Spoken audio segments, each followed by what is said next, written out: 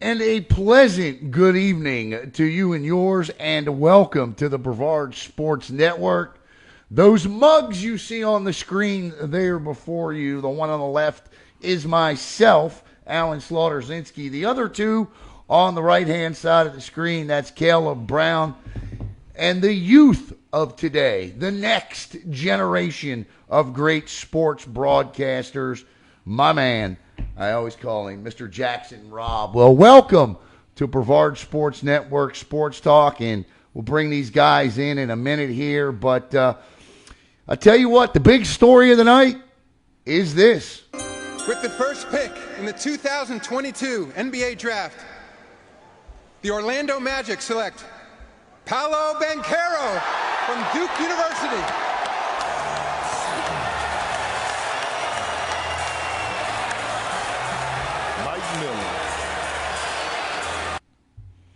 That is Paolo Banchero.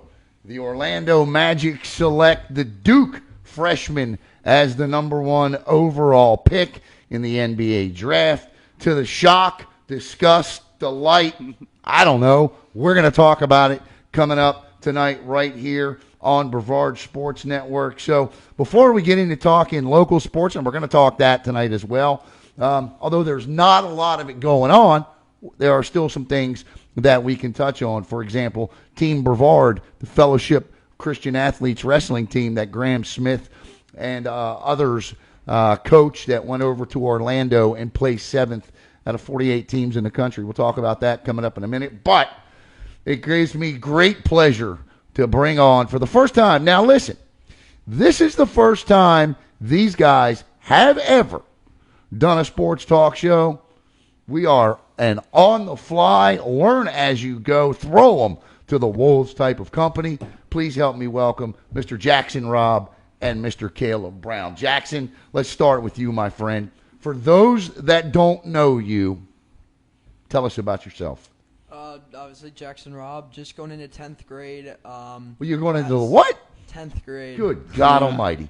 At Satellite High School, and Keep going. That's me. just under a year in here working for BSN, and loving it so far, and excited for tonight for sure. I wouldn't call it work. You have to get paid to work. That's the definition of employment. And the guy sitting to your left is a guy familiar to many of you out there. He is my right-hand man, I like to call him, Caleb. Caleb's been in search of a nickname for years now. It was the cameraman. It was Countdown, which, I liked. I liked them all. But I like Downtown Caleb Brown. So for the purpose of this show, not the interviews, Caleb, all right? Just for the purpose of this show, Downtown Caleb Brown. Caleb, for those that don't know you, tell us a little bit about yourself. My name's Caleb Brown. I've been working with Alan now for going on about 2.5, 3 years now. And it's been fun. Graduate of Rockledge High School, class of 2015, and I love sports. Yeah, you do. And I love your passion. Jackson, I love your passion as well. Gentlemen, we'll start with local sports as we always do here. We had mentioned earlier the Fellowship of Christian Athletes. Graham Smith goes over and finishes 7th out of 48 teams. Congratulations to his squad for going over to Orlando. Those AAU national championships or whatever they are, I never can quite get a gist on it, are extremely difficult to compete in, and they advanced to the national quarterfinals. They lost to a team out of Pennsylvania, but along the way they beat teams from Pennsylvania, Missouri, Indiana, Michigan, South Dakota, Nebraska, and Florida. And the thing that stood out to me over the states that I just mentioned, Pennsylvania, Missouri, Indiana, Michigan, South Dakota, Nebraska, is that they raised farm boys in those states, and Florida went over there and took care of business. So congratulations to all of the team members. They are all listed on the Facebook page, on the post. And, of course, congratulations to coaches Graham Smith, Nick Marble, Elijah Lusk, two-time state champ, NCAA qualifier, and current Lander University Bearcat. Coaches over there this past week. So congratulations. I also want to say congratulations to a couple of softball teams. The Majors Division Vieira Suntree Little League captured the District 2 Majors Championship, and so did the juniors. So you had the Majors and the juniors for Vieira captured. They defeated West Melbourne Little League 14-10. And in Little League action, since we left you last on Tuesday night, how about West Melbourne? West Melbourne wins Florida District 2 9-10-11 championship. So that is pretty much the crux of, or just of, your local sports, guys. You know, I will say this, as you look at Vieira softball, I know that the Hawks got to be happy to see that, because the next step for these young ladies is obviously high school, and you can't keep Skylar Wagoner for 8 years at the high school level. So I know that Vieira's got to be awfully happy about that. All right, guys, the top story of the night. It was supposed to be Jabari Smith Jr. as the number 1 draft pick tonight. The Orlando Magic were supposed to take Jabari Smith. They did not. They select Duke's Paolo Banchero. And I just want to start, Jackson, I just want your initial reaction to the pick. When it was made, we're going to talk about the pick in depth here in a second, but when the pick was made, what was your reaction? Honestly, I was definitely shocked. I saw the notification come in, and I knew, deep down, I had Jabari as my guy, too, that I expected them to pick. And honestly, I saw Paulo going third, so it was shock to me. And at first, it was almost thinking that it could be a bad pick. But, again, that initial reaction was just shock and just kind of wondering, what at that last minute they kind of saw in Banchero and, just where that came from, because it was shocking to me personally. Yeah, no, it was to me too. Although the more I sat and read up on Paolo Banchero this week, I'll give you my opinion on the pick coming up. Caleb, what was your initial reaction? You sat right next to me and watched it. What was your initial reaction to the pick? Pure shock, because in all the time leading up to this, you've been hearing Jabari Smith or Chet Holmgren. That seemed to be the two concise numbers 1 and 2 picks. Right. And then all of a sudden we're sitting there watching the draft coverage, and, Adrian Wojnarowski comes out and says, well, lately I've been hearing that Von Caro is going to be the pick. And I sat and looked at you, said, what? Yeah. Where did he come from? And lo and behold, he is that number 1 pick. Yeah, Adrian Wojnarowski, and on the screen right now, they're going to be seeing highlights of Paolo Banchero that I had to put together at the last minute, simply because I had everything prepared for Jabari Smith. I did. I just did. Let me just say this, and then now we'll break down the pick a little bit. The more I looked at Paolo Banchero, Chet Holmgren, to me, the Magic are horrific. We don't need to get into how bad the Orlando Magic are and what their needs are. They needed everything. They need everything. They've got a good base. They've got a good nucleus there. So I thought, with perimeter shooting probably being the top need, that it would be Jabari Smith. But I knew it wasn't going to be Chet Holmgren, because the Magic, they can't afford to draft a project, a guy that's got to spend time in the weight room. The more I looked at Jabari Smith, the more I also realized he could also perhaps be that guy that's got to spend a lot of time in the weight room. Paolo Banchero comes in with an NBA-ready body, guys. He comes in probably as the most, I guess, in my opinion, and I watched the Final Four, the Elite Eight, and all of it from start to finish. I really believe this guy. My final synopsis is I love the pick. Jackson? Yeah, honestly, looking deeper into it, it is a good pick. Honestly, all the 3 guys have their pros and cons, obviously, as all picks do. But for the Magic, as you said, it's kind of just, with that first pick, just go get your superstar. Beyond what you need deep down for the Magic, which is a lot, just going out and getting your guy, which Banchero, I will admit, he looks NBA ready. He stands at 6'10", 250. That is a very good build. The other two, Jabari Smith and Chet Holmgren, both had, again, those pros and cons. And A lot of them, might have stood out, like Jabari Smith. They all had things that stepped forward, but Paolo Banchero just has that NBA readiness, and as you said, he's not a project. He is someone who can step into that role. And again, my reaction has changed. I do definitely agree that this is a pick that I agree is definitely not bad. Banchero isn't as good of an outside shooter as Holmgren or Smith is. He's not. 33% of his three. I get the numbers. Caleb, where do you stand on the pick? Do you like the pick now that you've had an opportunity to think about it, or do you still think it should have been Jabari Smith Jr.? I still think it should have been Jabari Smith Jr. because, and it's going to sound very kind of basic, but being able to shoot, anywhere from 45 to 42% from three-point range in today's NBA, that's where the game has gone. You have to be able to shoot the three ball to compete with the Golden State Warriors and even the Boston Celtics, who the two teams were in the NBA Finals this year. And the other thing too, while I like the pick of Banchero, the other thing too to me with this guys was I look at these NBA comparisons that they make, right? The NBA comparisons that they were making for Jabari Smith was guys like Kevin Durant,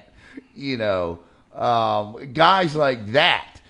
You were hearing when you look at Paolo Banchero, and his name eludes me, the All-Star out of New York.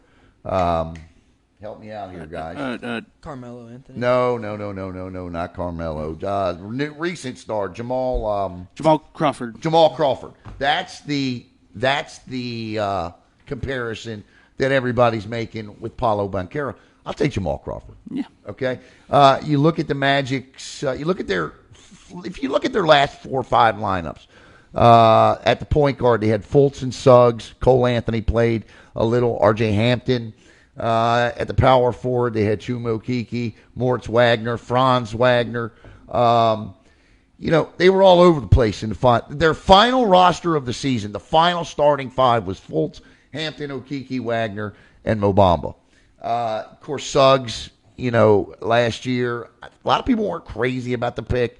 He fell in the Magic at 5. He didn't play. He played about 40, 45 games this year. But I think a lot of people became comfortable, as Mark said the other night here on the show, once the Magic made the selection of Franz Wagner, because you look at what he did this year, and I think the Magic and their fans were more than satisfied. I like the pick, Paolo Banchero, but I will tell you this, there are consequences, guys.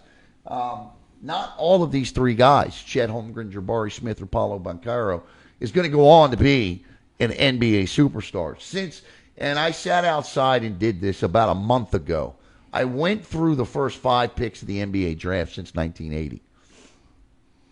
Since 1980, the number 1 overall pick has become an NBA All-Star 27 out of 35 times. That's 77% of the time. All right, so if you drafted number 1 overall, chances are you're going to be an All-Star, an NBA All-Star. But they're busts. Kwame Brown, Greg Oden, guys like that. And I got news for you. What's his name could still very much be a bust. The other Duke guy. It's Zion. Yeah, Zion Williams. I mean, when he's healthy and he's playing, he's a number 1 overall pick. But that's a big if. The number 2 picks, if you're the number 2 pick in the draft, 12 out of 35 times. So it drops significantly. 34% become an NBA All-Star. The number 3 pick, of course, in my opinion, the greatest player in the history of the game was the number 3 overall pick in Michael Jordan. 17 out of 35 times, guys. Nearly 50%. The number 3 pick goes on to become an NBA All-Star. Number 4 pick, 10 out of 35 times. And the number 5 pick, 11 out of 35. So, look, we'll see. Paolo Banchero, it is, and good luck, Magic. I would love, when it comes to the NBA, I'm a Lakers fan. That's how I grew up. I grew up a Celtics hater. That's just me. That's how, I embarrassed my father with that. How can you be a Lakers fan? My father was a big Washington Bullets fan and obviously a Wizards fan. And I'm dating myself when I say I remember the last time the Wizards won an NBA championship. They beat the Seattle Supersonics in 1978. But I grew up a Lakers fan. I loved Magic. I really liked Pat Riley, and that's just where I was. I always thought Larry Bird was arrogant, and I don't know. Who did you guys like? I honestly, I'm a fan of 3 teams. Wait a minute. Hey, Pick one. Okay. Well, Magic are the hometown team, obviously, so I've seen Magic games. Oh, that's right. You got North Carolina ties. So then I also pull for the Hornets, and then also I've been to plenty of Bulls games, big Jordan guys, so the Bulls are kind of a third. I knew you were going to say Chicago. I knew it was coming out of your mouth. None of them are bandwagons. Yeah, right. Exactly, right. Hey, you know what? I guess you can pick 3 teams if you're not a bandwagon. Right, exactly. How about you, Caleb? Magic, your team. You're a Florida boy. You're a Brevard boy. I've supported the Magic on and off. The last time I was a full-on Magic fan was when they went to the 2009 NBA Finals, listening to the radio on what was then ESPN 95.9. Right. But since then, I've been a casual fan of the sport of basketball. If I see a big matchup on TV, I'll watch it, but I can't say I've been a nose to the grindstone watching every single one team in the NBA. Well, I just know this. I just know this. 2 years from now, Jamal Mosley won't be the coach. Okay. And recent history tells us that. The Magic were 22-60 last year. And I'll take odds right now Paolo Banchero is someplace else in 5 years. Just saying. When the rookie contract expires, the Magic will still be picking number 1 somewhere. See, I just have no faith in this organization. And my faith for this organization comes at the top with the DeVosses. I have no faith in ownership. I don't. I'm a student of reading books. I've read a lot.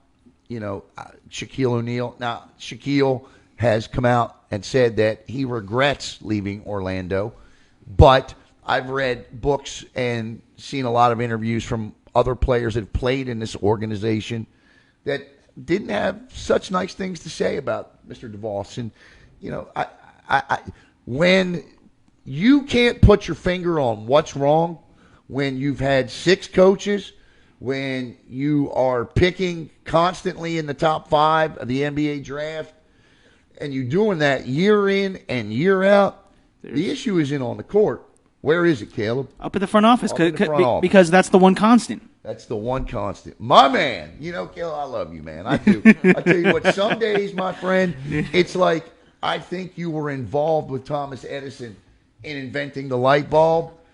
And then other days, dude, I don't even know if you can screw it in. Some days I actually kind of feel like that. So thanks, Alan. I got you. Good to know I'm not the only one that thinks that. I'm messing around with you. All right, you're watching Brevard Sports Network Sports Talk here. Alan Slaughter-Zinski and those 2 guys over there, Jackson Robb and Caleb Brown. All right, guys, we move off the NBA now, and, of course, we'll get a bona fide NBA guest on next week to discuss who made out, where, when, and how in this draft. That's not for me. I'm not that guy.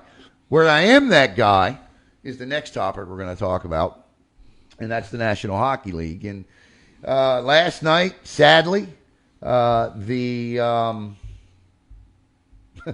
Colorado Avalanche win a game in overtime, 3-2 against the Tampa Bay Lightning. It's not without controversy, and we'll get to that in a minute here coming up. But ladies and gentlemen, I know the fighting spirit of the Tampa Bay Lightning, the last team to come back from a 3-1 deficit in the Stanley Cup Finals. People are looking at them now on their screen. The 1942 Toronto Maple Leafs. If that tells you how tough it is in the National Hockey League to come back from a 3-1 deficit, the last time it happened in the finals, now the Rangers did it this year in the playoffs, but the 1942 Toronto Maple Leafs were the last. And they trailed in the series 3-0. I just felt like last night, I even put this up on a Facebook post, that I just felt like that, especially with Colorado getting Nazem Kadri back last night, that the Lightning were in trouble in overtime. Obviously, the goal is scored, and let's take a look at that goal. I believe I have it here. If I don't have that one, then I think I have the other one. But John Cooper last night was extremely upset following the game. John Cooper, the coach of the Tampa Bay Lightning. And while Coop is talking, I'll look for the goal. But he was extremely upset last night because he says, and he's right, he's not wrong about this, there were 6 men on the ice. But we'll talk about it in a second here. Here's John Cooper. To a third Stanley Cup final in a row. And in a cap era when it's so damn hard and the rules are put against you because the league wants parity. And I love that about the league. And that's what makes it tougher. And just watch this team, what they've gone through and the battling that's gone on, and we're all in this together. Players, coaches, refs, everybody. But it just this one's going to sting much more than others just because I think it was taken on. It was potential. I don't know. It's hard for me. This is going to be hard for me to speak. I'm going to have to speak. I'll speak with you tomorrow. Well, things got off to a great start for the Lightning. They scored under a minute into the game, but Colorado, as they so often do, as you see Darcy Kemper getting his mask knocked off, came back, tied the game, and here is the controversial goal in overtime.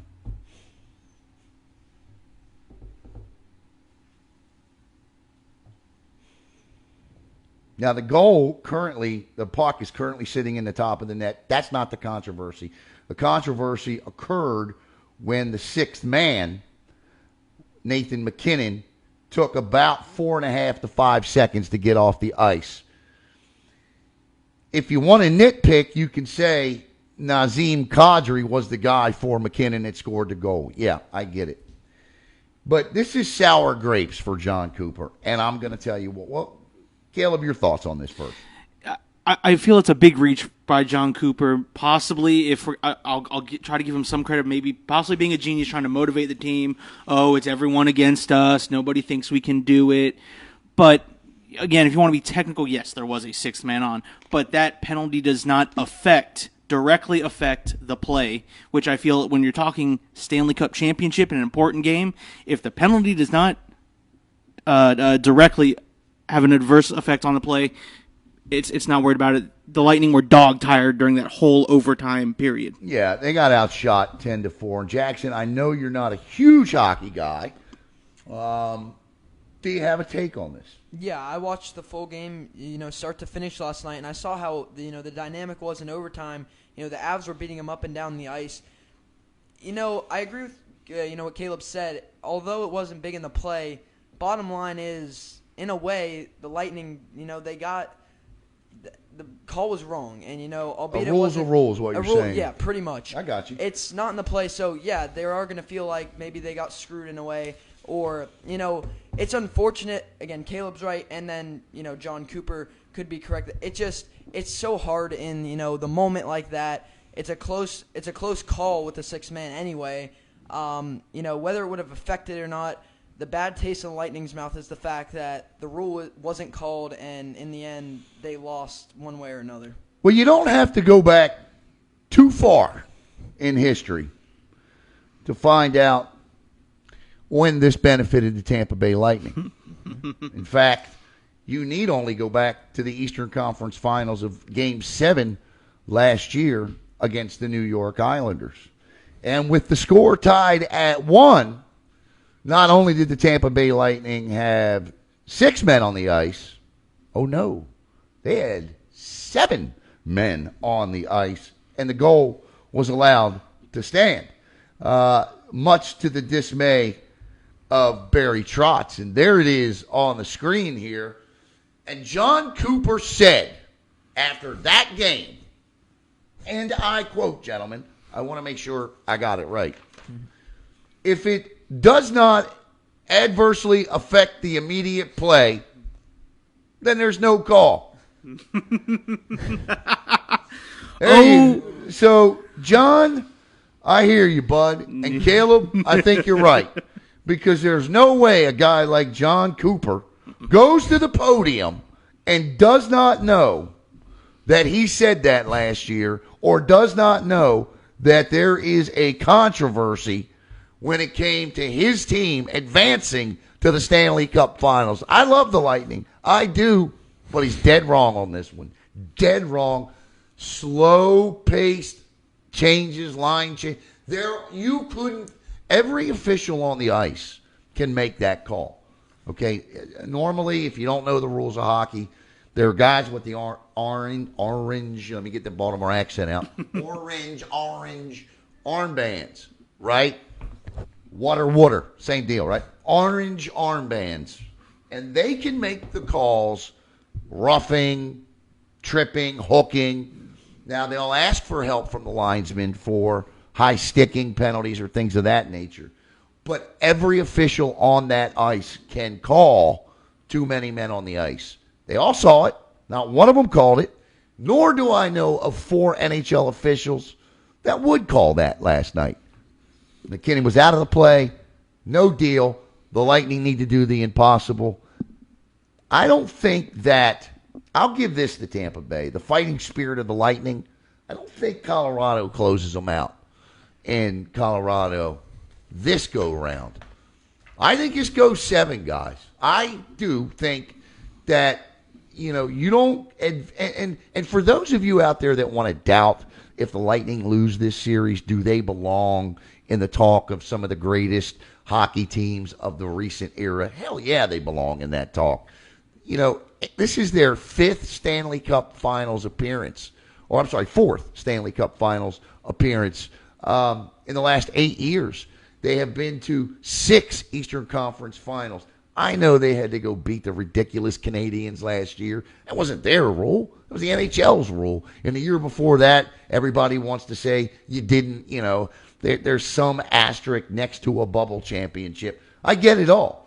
But the bottom line is that when you go to 8 or 6 Eastern Conference Finals in the past 8 years and 4 Stanley Cups, you belong in the conversation with the best teams of our recent generation. So for anybody out there that thinks otherwise, you're nuts. Well, and you and I talked off air. How many games have the Lightning played of recent between the bubble games, only getting the 1 month off in between that season and last season, and then only getting a 1 month off again to reset the calendar? I mean, think of how many games they've played in these last 3 seasons in these short span amount of time. No, you're exactly right. And, honestly, another thing, not a coincidence, that 4 out of 8 finals, 4 finals the last 8 years, that sounds a lot like the Warriors, who everyone is, easily dogging. Well, was. But now it's like, they're that dynasty. That's the Lightning for hockey. And, one sport to another is not, for accomplishments like that, are not that different. So, honestly, the conversation should be parallel. If you have that opinion in one, it should match in the other. I knew I liked you, Jackson. I knew I liked you.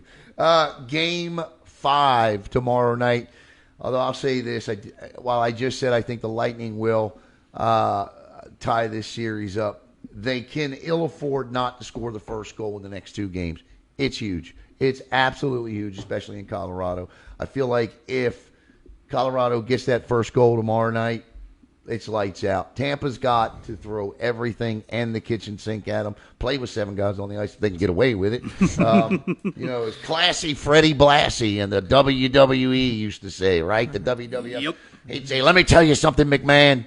He'd look at the camera and he'd have that hat and that cane and he'd go, "Win if you can, lose if you must, but always cheat, McMahon."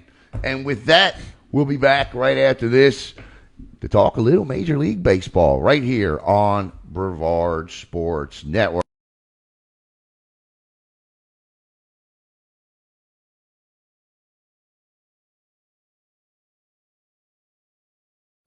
Hello, Space Coast. Alan Slaughter-Zinski for the Brevard Sports Network. I just wanted to take this opportunity to thank all of you for your support of BSN and allowing us to cover your student athletes and come into your home each and every night. Give us a follow on Facebook at Brevard Sports Network, and here's to many more years of top-notch sports coverage right here in Brevard County. Thanks again. Hey, this is Devon Dudley, and you are watching Brevard Sports Network. Oh, my brother, testify. I'm Marcus May, and you're watching Brevard Sports Network. My man. Much thanks to my buddies, Marcus May. Of course, Marcus had the big Mayday camp, and your guy, your wrestler there. I don't know why I forgot his name just like that. I'm just getting old there. Devon Dudley. Devon Dudley. Sorry, Devon. I completely forgot your name there. He's known you longer. And my apologies. I was going to call him the Road Dog, Jesse James. Wow. Yeah, boy, he whipped my you know what over that. I don't know. Let's just get off of wrestling. I'll leave that to Caleb one night. All right, guys. The next topic of conversation here tonight is Major League Baseball, and on the screen right now are the Major League Baseball standings, and the Yankees right now, 51-18.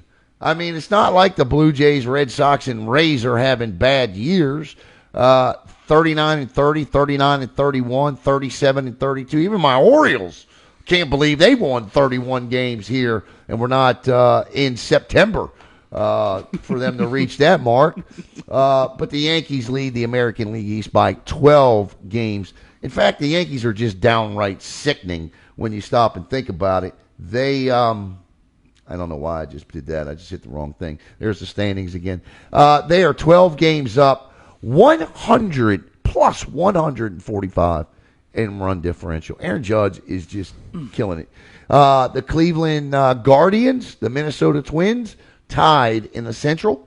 Over in the West, the Houston Astros are banging down the drum or the trash cans for a 43-25 record.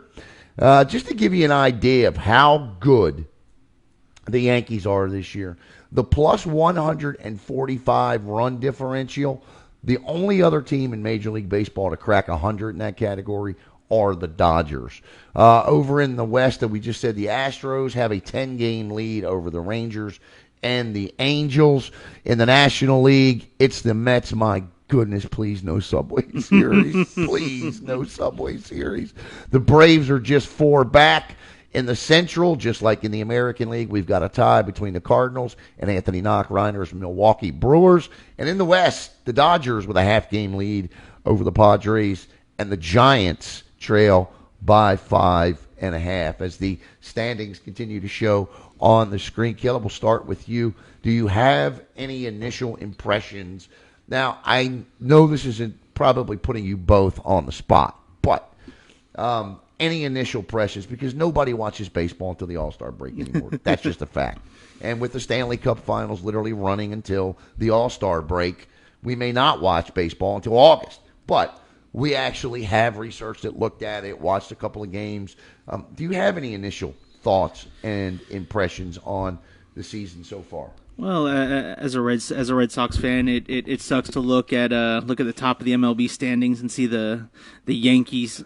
But at the same time, I'm also a fan of the game of baseball and love what Aaron Judge is doing. I mean, batting .302, 27 home runs, 57 RBIs, and oh, by the way, he leads the team in all this on base percentage with a 379 and 77 hits. Yeah, I mean, he leads the team in all the major batting categories. It's good for the game of baseball. And he hits bombs. He hits absolute bombs. Yeah. I mean, when you're watching them on SportsCenter, there's the judge. They have a judges section for him. I think it's great for the game of baseball when the Yankees are good, even though people don't want to admit it because they don't like the Yankees. When the Yankees are good, the Dodgers are good. There are certain teams when they are good. It is good for the sport of baseball. Yeah, you're just not going to get that out of me. Although I agree with it, you're just not going to get that out of me. Jackson, which 3 teams do you like? Go ahead, man. I'm a Cubs guy, honestly. All right. And, I can't say much great for them this year, but, it's rebuilding. Isn't it always but 1 year? Go ahead.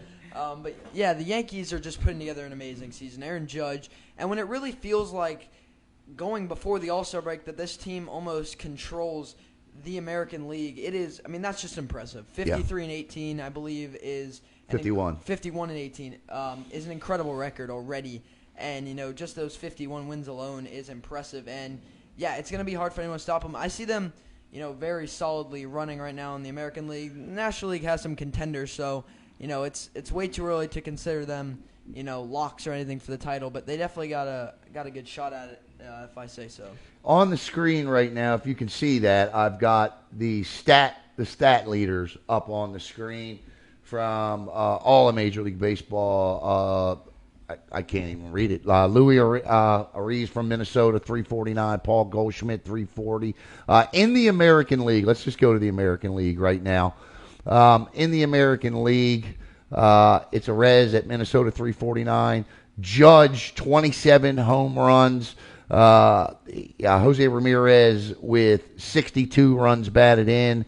And Rafael Devers at Boston, 90 hits this year, stolen bases.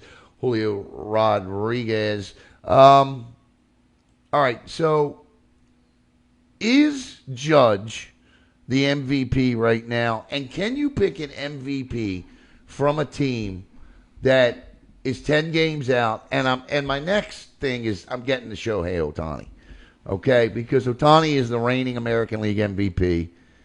He had just an unbelievable 2 days.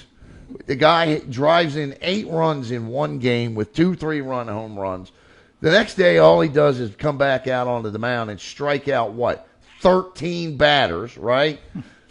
Can you actually win the MVP these days? Who is the MVP in the American League? Is it Shohei Ohtani or is it Judge or is it somebody else? I think it's got to be close because it's a hard comparison. You have a hard-hitting slugger in Aaron Judge, and then you have the two-way player that Shohei Ohtani is, whereas Ohtani's stats are unreal. But it's one of those things. Last year, he was this huge story, and I still think that he is the best player in baseball, but it's just, can he go back-to-back? It's been a while, I think, since the last back-to-back MVP. So Ohtani still putting together an amazing season. It's just, can he do it twice when you have Aaron Judge breathing down your neck? Right now, it is a tight race, and, it just depends on how you look at it because Ohtani has those two-way stats. Depends on how you weigh that. Aaron Judge overall batting edging ahead, but then it's just how much do you factor in, again, Ohtani's two-way, the pitching and the batting. Well, Ohtani's not in the top 5 in average. He's not in the top 5. Well, let me pull home runs up. I'm looking. Let's just go to the American League.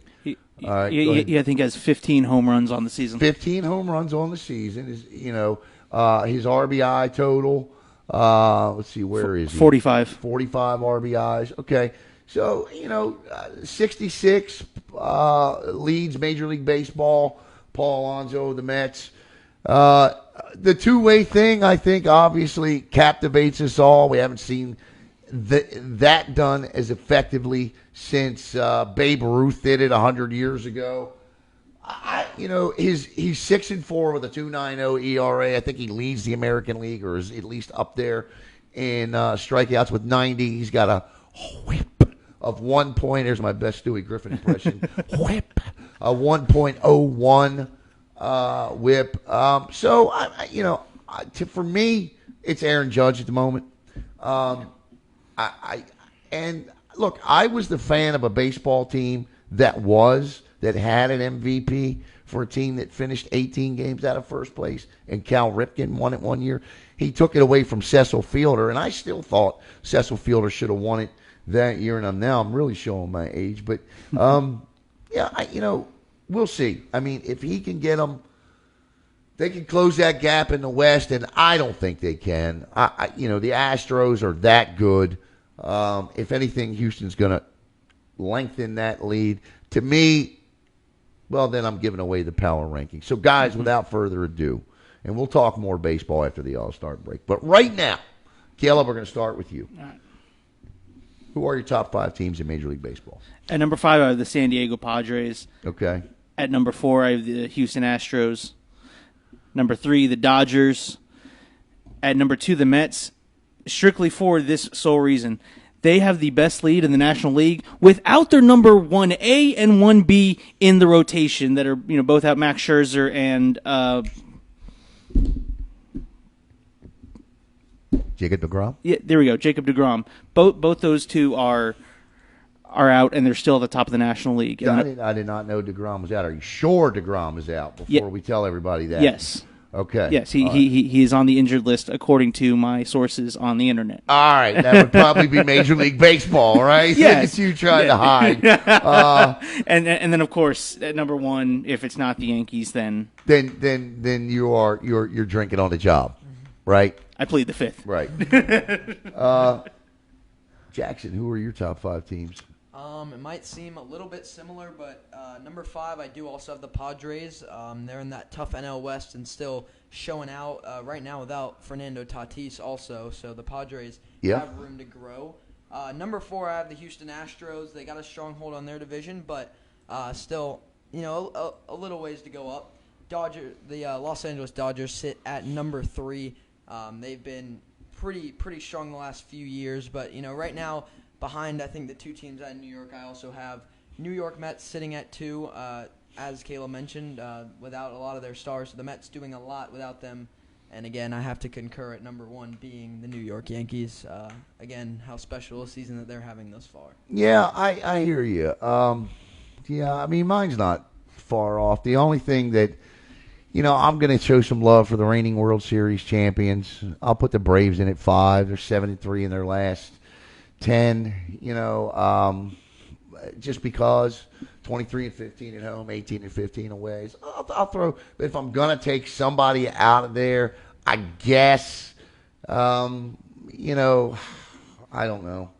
That's tough. I mean, I told you, Caleb, that pick a team, right? But, for me, the Yankees are number 1, and then you could throw the Dodgers, the Astros in there as well. I mean, the Mets are number 2, I think. Just please, no Subway Series. No Subway Series. No Subway Series. All right, guys, we're going to get set to wrap it up here. Final thoughts tonight, guys. Anything going on you want to talk about? Is there a point of interest that you have? Go ahead, Caleb.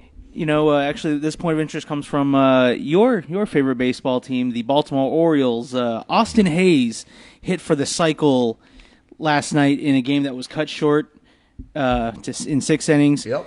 Some interesting facts I found out here. He is the first Oriole since Jonathan Viller back on August 5th of 2019 to hit for the cycle. Gotcha. Austin Hayes is the third cycle hit in Major League Baseball in June, the 4th this season. Just in the month of June. So they're becoming like no-hitters. Yeah. And now everybody's throwing a no-hitter, right? Wow, I did not know that. That's a good point. Since 2019, huh? Yep, and this month, Austin Hayes puts him in a list with Milwaukee Brewers' Christian Yelich. Yep. The Mets' Eduardo Escobar. Yep. And the Angels' Jared Walsh. All right, that's good stuff right there. And, check is in the mail for making my Orioles a point of interest. That's a lie. Jackson, you have a final thought. I would just like to give one more congratulations to all the teams around Brevard right now, putting in all these great efforts, all these championships we're hearing throughout all the sports, baseball, softball, wrestling, even lacrosse. I know a lot of club players. You were away last weekend. Take a minute to tell everybody about what happened last weekend. Where were you and what went on? Last weekend down south in the SoFlo shootout in West Palm Beach, Big Wave Lacrosse, which is a club here in Brevard County that many of the top players that you see in the high school level play in during the summer. We all went down south for the big South Florida shootout. And the top team, which is Big Wave, I believe White, what they call it, they did win the whole tournament. So congratulations to everyone over there. And, last week a great showing by Brevard County Lacrosse and Big Wave. Again, a great showing winning the overall tournament. And all 3 teams that were entered all played very well. Good deal, man. I hate losing you during the spring, man, but I love watching you out there running around. The comments, Gary Ward says, the Braves, Phil Necro retired. well, Gary, they are the reigning World Series champs. And the Mets will choke. The Mets will choke. They will. Phil Horvath says Verlander still getting it done at 39 years old. You know, Justin Verlander is a terrific story. Back this season from Tommy John surgery. At 37 years old, the guy goes out with Tommy John surgery. And he comes back this year, and I'm going to just pull up his stats real quick because he is having one whale of a year. And, you know, our very own Brady Denenberg had that done. You know, he was drafted by the Nationals, had some arm trouble. But it is incredible. I mean, there's a big difference. I think Brady's 25. Justin Verlander is going to be 40 years old. I'm only 13 years older than Verlander. And this year, he's 8-3 with the Astros with a 2.30 ERA, okay? 82 and a third innings pitched. He's got 81 strikeouts, and his whip is a 0.89. So that's a good catch there by Phil Horvath. And I want to say, speaking of Horvath, he steps aside as the Astronaut War Eagles volleyball coach, and Diego Perez returns as their volleyball coach. Diego was there, of course, from 2014 to 2018, and he comes back to lead the War Eagles, and they've got some good players coming back. And you know, we've been doing these football previews. Today it was the Palm Bay Pirates and Jake Owens. Tuesday it was Bayside. Last week it was Heritage. The next two teams up on the docket will be MCC and Melbourne. Those will come Tuesday and Thursday. But we will also be doing volleyball previews this year as well because we are going to cover volleyball like no other. And speaking of volleyball, I want to give a big shout out to Beachway Volleyball Club and my friend and yours, Michelle Rycroft, Beachway Volleyball Club, Sand Flea dates right there on the date, right there on the screen. If you have a student athlete, boy or girl, 5 to 12 years old, that want to learn the finer points of volleyball, right there, give Michelle a call at 321-243-8456. Check them out online at beachwayvolleyball.club. Also want to thank my sponsor, Best Private Investigations. Here's hoping you never need to call 321-508-4492. But should you need it, and again, background checks, cheating spouses, child custody, civil and criminal, fraud recovery, identity theft, missing persons, surveillance and tracking. And again, hope you don't need to do any of that. But if you do, 321-508-4492. And of course, Uberzati for all that they do and their partnership with us. You know, they got that new 40-yard dash course that you can run over there, and just amazing. So, all right, guys, I think that wraps it up. Guys, I'm going to tell you Tuesday night, Anthony Knockreiner will join us. Be prepared. We're going to kick off the segment Tuesday night, buy or sell. Okay, Hunter and I did it last year. So we're going to have the buy or sell segment. And on Thursday next week, you'll be asked to award the Donkey of the Week, if you know what I mean.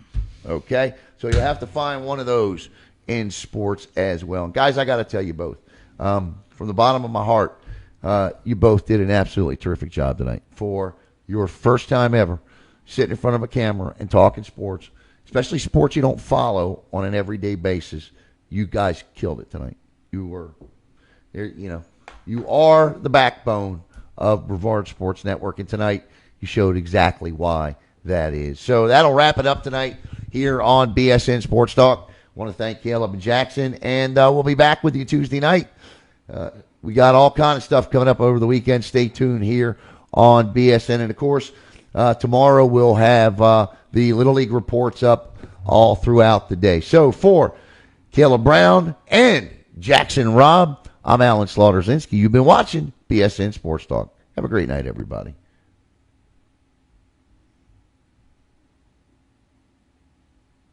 With the first pick in the 2022 NBA Draft, the Orlando Magic select Paolo Banchero from Duke University.